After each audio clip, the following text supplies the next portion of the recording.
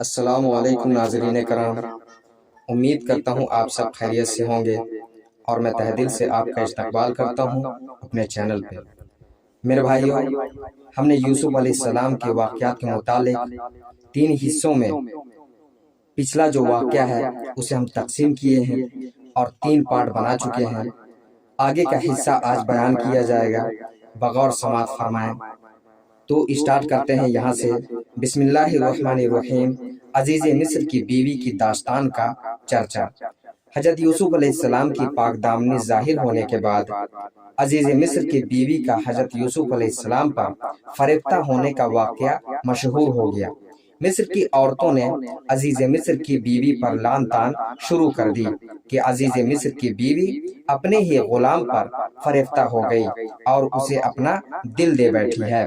جب عزیز مصر کی بیوی کو پتہ چلا تو اس نے عورتوں کی ایک محفل منعقد کی اور مہمان نوازی کے طور پر دسترخوان پر پھل بھی رکھ دیے اور ہر ایک کے ہاتھ میں ایک ایک چھری بھی دے دی تاکہ اپنے سامنے رکھے ہوئے پھل کاٹ کر کھائیں۔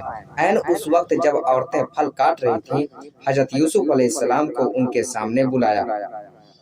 عورتیں آپ علیہ السلام کے حسن و جمال کو دیکھ کر ایسی متاثر ہوئیں کہ اپنے ہوش و حواس ہی کھو بیٹھیں۔ انہوں نے پھلوں کی بجائے اپنے ہی ہاتھ زخمی کر لیے اور حیرت و تعجب کا اظہار کرتے ہوئے پکار اٹھیں کہ ہمارے سامنے کوئی انسان نہیں بلکہ آسمان سے کوئی نہایت حسین و جمیل فرشتہ اتر آیا ہے۔ عزیز مصر کی بیوی نے موقع پا کر کہا کہ اسی کے بارے میں تم مجھ پر لعن طعن کر رہی تھیں۔ جب حضرت یوسف علیہ السلام نے عزیز مصر کی بیوی کی دعوت پر آنے والی عورتوں کے مکر و فریب کو دیکھا تو اللہ رب العزت کے حضور مکر و فریب سے بچاؤ کے لیے دعا مانگی۔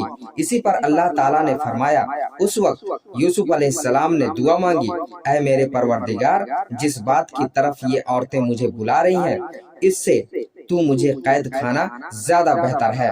اگر آپ نے ان کا مکر مجھ سے دور نہ کیا تو میں ان کی طرف مائل ہو جاؤں گا اور نادانوں میں سے ہو جاؤں گا۔ پس حضرت یوسف علیہ السلام کے رب نے ان کی دعا قبول کر لی اور ان عورتوں کے مکر اس سے دور کر دیے۔ یقیناً وہ خوب سننے والا اور جاننے والا ہے۔ عزیز مصر نے حضرت یوسف علیہ السلام کی بے گناہی کے تمام شواہد و دلائل کے باوجود مشیروں سے مشورہ کرنے کے بعد مصلحت اسی میں سمجھی کہ یوسف علیہ السلام کو کچھ مدت کے لیے قید خانے میں بند کر دیا جائے تاکہ اپنے خاندان کا عیب چھپ جائے اور وقت گزرنے کے ساتھ ساتھ لوگ اس واقعہ کو بھول جائیں۔ چنانچہ اس نے حضرت یوسف علیہ السلام کو قید خانے میں ڈال دیا، لیکن اللہ تعالیٰ نے اس قید کو بھی آپ علیہ السلام کے لیے خیر و برکت کا باعث بنا دیا۔ جب حضرت یوسف علیہ السلام کو قید خانے میں ڈالا گیا تو آپ علیہ السلام کے ساتھ 2 ایسے نوجوانوں کو بھی قید خانہ میں ڈالا گیا جن میں سے ایک بادشاہ کا ساقی اور دوسرا باورچی تھا۔ ان دونوں پر بادشاہ کو زہر دینے کا الزام تھا۔ جب جیل میں ان کی ملاقات حضرت یوسف علیہ السلام سے ہوئی تو وہ آپ علیہ السلام کے اخلاق و کردار، عادات و اطوار، اقوال و افعال، کثرت عبادت اور اللہ تعالیٰ کی مخلوق پر شفقت سے بہت متاثر ہوئے۔ ان دونوں نے ایک ہی رات میں خواب دیکھا۔ ساقی نے خواب میں دیکھا کہ انگور کی بیل کی 3 شاخیں ہیں، ان میں پتے اگ آئے ہیں اور انگوروں کے گچھے پک گئے ہیں۔ اس نے انگور لے کر بادشاہ کے پیالے میں نچوڑے اور اسے وہ مشروب پلا دیا۔ باورچی نے خواب میں دیکھا کہ اس کے سر پر روٹیوں کی 3 ٹوکریاں ہیں اور پرندے سب سے اوپر کی ٹوکری سے کھا رہے ہیں۔ ان دونوں نے اپنا اپنا خواب حضرت یوسف علیہ السلام کو سنایا اور تعبیر بتانے کی درخواست کی۔ حضرت یوسف علیہ السلام کے جیل کے ساتھیوں نے جب آپ علیہ السلام کو اپنا اپنا خواب سنایا تو آپ علیہ السلام نے موقع کو غنیمت سمجھتے ہوئے انہیں اللہ تعالیٰ کی توحید اور دین کی باتیں سمجھائیں۔ اس کے بعد ان میں سے ہر ایک کو اس کے خواب کی تعبیر بتائی۔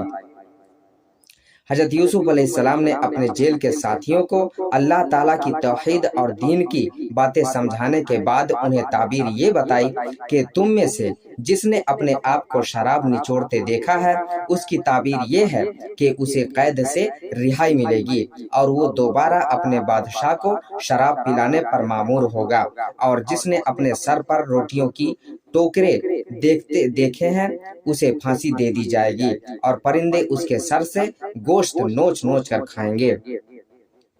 اسی پر نبی کریم صلی اللہ علیہ وسلم نے فرمایا، جب تم میں سے کوئی اچھا خواب دیکھے تو اس پر اللہ کا شکر ادا کرے اور اسے اہل علم کے سامنے بیان کرے، اور اگر کوئی ناپسندیدہ خواب دیکھے تو وہ شیطان کی طرف سے ہے، لہٰذا اس خواب کے شر سے اللہ تعالیٰ کی پناہ مانگے اور وہ خواب کسی سے بیان نہ کرے، ایسا کرنے سے وہ اسے نقصان نہیں پہنچائے گا۔ حضرت یوسف علیہ السلام نے خواب کی تعبیر بتانے کے بعد ساقی سے کہا کہ تم تو نجات پا جاؤ گے، اس لیے جب بادشاہ کے پاس جاؤ تو ان سے میرا ذکر بھی کرنا کہ ایک بے گناہ آدمی قید میں پڑا ہوا ہے۔ رہائی پانے والے ساقی کو آپ علیہ السلام کا بادشاہ کے سامنے ذکر کرنا شیطان نے بھلا دیا۔ اس طرح آپ علیہ السلام کئی سال تک مزید قید خانے میں ہی رہے۔ ساقی کے رہا ہونے کے کئی سال کے بعد مصر کے بادشاہ کو خواب آیا کہ 7 موٹی گائیں ایسی ہیں جنہیں 7 دبلی گائیں کھا رہی ہیں، اور 7 کھوشے خشک ہیں اور 7 سبز۔ اس نے اپنے درباریوں سے اپنے اس خواب کی تعبیر پوچھی، لیکن کوئی بھی اس کی تعبیر نہ بتا سکا، بلکہ وہ کہنے لگے یہ تو پریشان کن خواب ہے۔ آخر کار وہ ساقی جو قید سے رہائی پا کر بادشاہ کے یہاں پہنچا تھا، اس نے کہا کہ اگر آپ مجھے اجازت دیں تو میں قید خانے میں جاتا ہوں، وہاں ایک یوسف نامی آدمی ہے جو اس خواب کی تعبیر بتا سکتے ہیں۔ چنانچہ اجازت ملنے کے بعد وہ آپ علیہ السلام کے پاس آیا اور آپ علیہ السلام سے خواب کی تعبیر دریافت کی۔ آپ علیہ السلام نے جو تعبیر بتائی وہی منوعاً صحیح ثابت ہوئی۔ جب بادشاہ کے ساقی نے حضرت یوسف علیہ السلام سے بادشاہ کے خواب کی تعبیر پوچھی اور آپ علیہ السلام نے اس کی تعبیر بتائی تو وہ فوراً بادشاہ کے پاس پہنچا اور حضرت یوسف علیہ السلام کی بتائی ہوئی تعبیر اس کے سامنے پیش کی۔ خواب کی تعبیر معلوم ہونے پر بادشاہ بڑا خوش ہوا اور حضرت یوسف علیہ السلام کو اپنے خاص وزراء میں شامل کرنے کے لیے اپنے پاس لانے کا حکم دیا۔ جب بادشاہ کا قاصد آپ علیہ السلام کے پاس حاضر ہوا تو آپ علیہ السلام نے اس وقت تک قید خانے سے باہر نکلنے سے انکار کر دیا جب تک آپ علیہ السلام کی مکمل بے گناہی کا اظہار نہ ہو جائے۔ آپ علیہ السلام نے قاصد سے کہا کہ بادشاہ کو میرا پیغام پہنچا دو کہ جن عورتوں نے مکر و فریب کرتے ہوئے اپنے ہاتھ کاٹ لیے تھے ان سے پوچھیں کہ اصل حقیقت کیا تھی۔ بادشاہ نے ان عورتوں سے دریافت کیا تو انہوں نے اصل حقیقت کا اعتراف کرتے ہوئے کہا کہ یوسف علیہ السلام پاک دامن ہیں، ان میں کوئی برائی نہیں۔ اور عزیز مصر کی بیوی نے بھی جب دیکھا کہ حق واضح ہو گیا ہے تو اس نے بھی اقرار کیا کہ میں نے ہی اسے ورگلانے کی کوشش کی تھی، وہ یقیناً بے گناہ ہے۔ جب آپ علیہ السلام کی بے گناہی ثابت ہو گئی تو آپ علیہ السلام نے عرض کیا کہ میں اپنے نفس کی پاکیزگی بیان نہیں کرتا، بے شک نفس سے تو گناہ کے کام ہونا ممکن ہے مگر یہ کہ جس پر اللہ تعالیٰ اپنی خاص رحمت فرمائے۔ محترم ناظرین، آج کے لیے بس اتنا ہی۔ امید کرتا ہوں کہ یہ ویڈیو آپ کو پسند آئی ہوگی۔ اب ملتے ہیں، اس کا آگے کا حصہ لے کر آئیں گے انشاءاللہ تعالی۔ تو دعا کی درخواست کے ساتھ اللہ حافظ۔